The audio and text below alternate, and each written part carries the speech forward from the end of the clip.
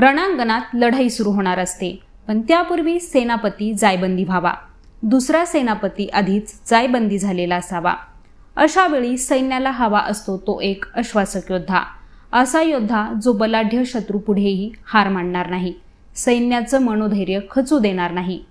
आपल्या ताफ्यात असा योद्धा असूनही संकटाच्या काळात जर पुढे येत नसेल, लढत नसेल, नेतृत्व करत नसेल, तर मग शंका यायला लागतात. अशीच शंका सध्या यायला लागली आहे ती आम आदमी पक्षाचा सर्वात आश्वासक चेहरा आणि तडफदार योद्धा म्हणून ओळखले जाणारे राज्यसभेचे खासदार राघव चड्डा यांच्याबद्दल. सध्याच्या घडीला आम आदमी पक्ष मोठ्या राजकीय संकटातून जातोय. पक्षाचे प्रमुख आणि दिल्लीचे मुख्यमंत्री अरविंद केजरीवाल यांना अटक झालीय. माजी उपमुख्यमंत्री आणि दुसरे प्रमुख नेते मनीष सिसोदिया हे 1.5 वर्षांपासून जेलमध्ये आहेत. लोकसभेच्या निवडणुकीची घोषणा झाली.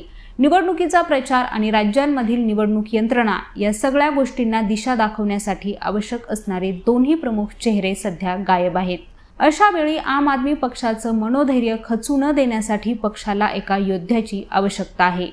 राघव चड्डा यांच्याकडे हा आश्वासक चेहरा म्हणून पाहिलं जात असताना मागच्या महिन्याभरापासून ते भारतातच नाहीयेत, पण त्याआधी ते फेब्रुवारी महिन्यापासूनच माध्यमांमधूनही गायब आहेत. त्यामुळे चड्डा यांच्याविषयी शंका यायला लागलीये. ते भाजपमध्ये जाणार आहेत का, किंवा ते भाजपला ही लढाई सोपी करून देत आहेत का, असे प्रश्न आता उपस्थित होत आहेत. त्यामुळे सविस्तरपणे जाणून घेऊयात राघव चड्डा नेमके कुठे आहेत आणि गायब का आहेत ते.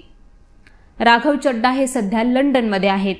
तज्ज्ञांच्या सल्ल्यानुसार काही दिवसांपूर्वीच त्यांच्या डोळ्यांची शस्त्रक्रिया झालीय. चड्डा यांनी 8 मार्च रोजी आपल्या सोशल मीडिया अकाउंटवरून लंडनला पोहोचल्याची माहिती दिली होती. 9 मार्चला त्यांनी लंडन स्कूल ऑफ इकॉनॉमिक्समध्ये आयोजित लंडन इंडिया फोरम 2024 मध्ये सहभाग नोंदवला होता. या कार्यक्रमात त्यांची पत्नी अभिनेत्री परिणीती चोप्रा ही सुद्धा वक्ता म्हणून सहभागी झाली होती. 20 मार्च रोजी चड्डा हे परिणीतीसह वेस्टमिनिस्टर पॅलेसमध्येही गेले होते. तिथं ते हाऊस ऑफ कॉमन्समधील एका कार्यक्रमात सहभागी झाले होते. तेव्हा चड्डा यांनी त्यांना आणि परिणीतीला मिळालेल्या या कार्यक्रमाच्या निमंत्रण पत्रिकेचा फोटो सुद्धा शेअर केला होता.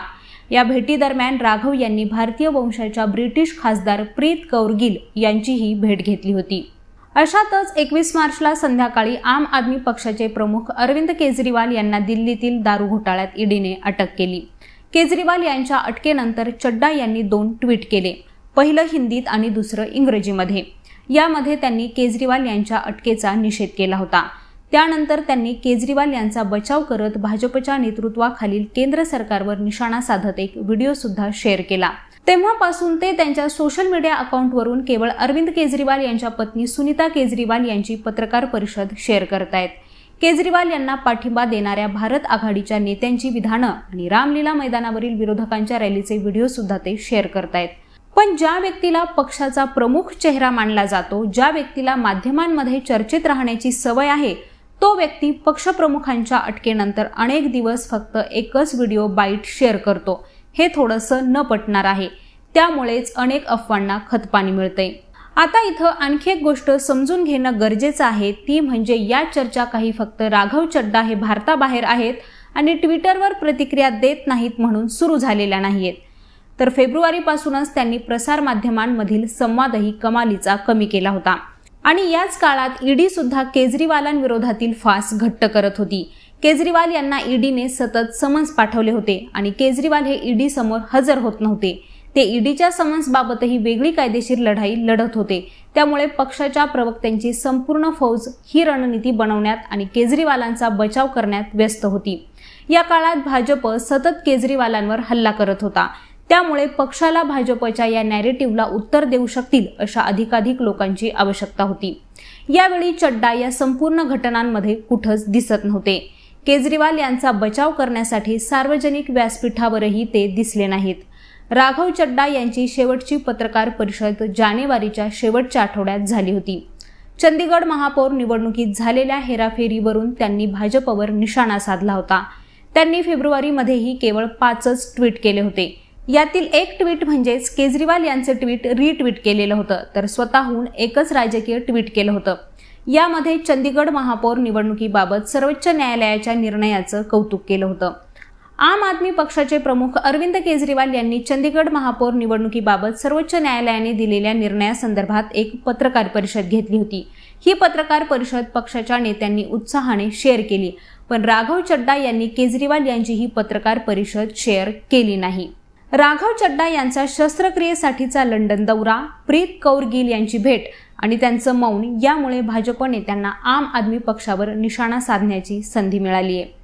प्रीत कौर गिल या खलिस्तानी समर्थक मानल्या जातात। या भेटीवरून भाजपच्या IT सेलचे प्रमुख अमित मालवीय म्हणाले की भारतात निवडणुका जाहीर झाल्यात, पण अरविंद केजरीवाल यांचे आश्वासक नेते राघव चड्डा सध्या लंडनमध्ये आहेत का? चड्डा हे प्रीत गिल यांच्या संपर्कात का आहेत? ते डोळ्यांच्या शस्त्रक्रियेसाठी ब्रिटनमध्ये असल्याचं आम्हाला कळालं। मग तसं असेल तर दिल्लीच्या आरोग्य सेवेतील सुधारणांचं काय झालं, असा खोचक सवालही त्यांनी उपस्थित केलाय। राघव चड्डा यांची वक्तृत्व शैली चांगली आहे, तरुण त्यांच्याकडे आकर्षित होतात। ते 2022 मध्ये पंजाबचे प्रभारी होते। त्यांच्या नेतृत्वात पंजाबमध्ये आम आदमी पक्षाला अभूतपूर्व यश मिळालं। पंजाबचं राजकारण चड्डांना अत्यंत जवळून माहिती आहे। आता लोकसभा निवडणुकीतही पंजाबमध्ये चड्डा यांची भूमिका महत्त्वपूर्ण मानली जात होती। म्हणूनच अशा परिस्थितीत चड्डांची अनुपस्थिती पंजाबसाठी एक मोठी राजकीय समस्या बनली आहे। याशिवाय राघव चड्डा यांच्यासह आम आदमी पक्षाच्या 4 नेत्यांना अटक होऊ शकते असंही बोललं जाते, कारण आम आदमी पक्षाचे प्रमुख अरविंद केजरीवाल यांच्या अटकेपूर्वी मनीष सिसोदिया आणि संजय सिंह यांना दारू घोटाळ्यात अटक करण्यात आली होती। पक्षाच्या दुसऱ्या फळीतील नेत्यांचीही ईडीने चौकशी केली। अलीकडेच ईडीने आम आदमी पार्टीचे सहप्रभारी दीपक सिंघला यांच्या निवासस्थानी छापा टाकला आणि दिल्लीचे कॅबिनेट मंत्री कैलाश गेहलोत यांची चौकशी केली। ईडीने दारू घोटाळ्यात राघव चड्डा यांचाही उल्लेख केला असला तरीही अद्याप मात्र त्यांची चौकशी झालेली नाहीये। या दरम्यान दिल्ली सरकारच्या मंत्री आतिशी यांनी दावा केला होता की भाजपने त्यांना त्यांच्या एका जवळच्या सहकार्यामार्फत पक्षात येण्याची ऑफर दिली होती। दिल्ली सरकार अस्थिर करण्याची भाजपची योजना असून लवकरच आम आदमी पक्षाच्या आणखी 4 नेत्यांना अटक केली जाऊ शकते असंही त्यांनी म्हटलं होतं। आतिशी यांनी या 4 नेत्यांमध्ये राघव चड्डा यांचंही नाव घेतलं होतं। त्यांनी स्वतःशिवाय सौरभ भारद्वाज आणि दुर्गेश पाठक यांचीही नावं घेतली होती। अशातच संजय सिंह यांना जामीन मंजूर करण्यात आलाय। त्यावर आम आदमी पक्षाच्या नेत्यांनी प्रतिक्रियाही दिली। राघव चड्डा यांनी यावर प्रतिक्रिया दिली आणि ते म्हणाले की आम आदमी पक्षाच्या प्रत्येक कार्यकर्त्यासाठी आजचा दिवस भावनिक आहे। संजय सिंह हा आमचा सिंह सोडला आहे, हा आनंद शब्दात व्यक्त करता येत नाही। पण या ट्विटमुळे राघव चड्डांबद्दल व्यक्त केल्या जात असलेल्या शंकांना पूर्णविराम मिळेल का, हे अजूनही कायम आहे। आता मंडळी, याबद्दल तुमच्या काय प्रतिक्रिया आहेत त्या आम्हाला कॉमेंट करून नक्की सांगा। तसंच यांसारख्याच ताज्या राजकीय घडामोडी या विश्लेषणासहित जाणून घेण्यासाठी लेट्सअप मराठीला सर्व सोशल मीडिया हँडलवरती फॉलो करायला विसरू नका आणि पाहत रहा लेट्सअप मराठी।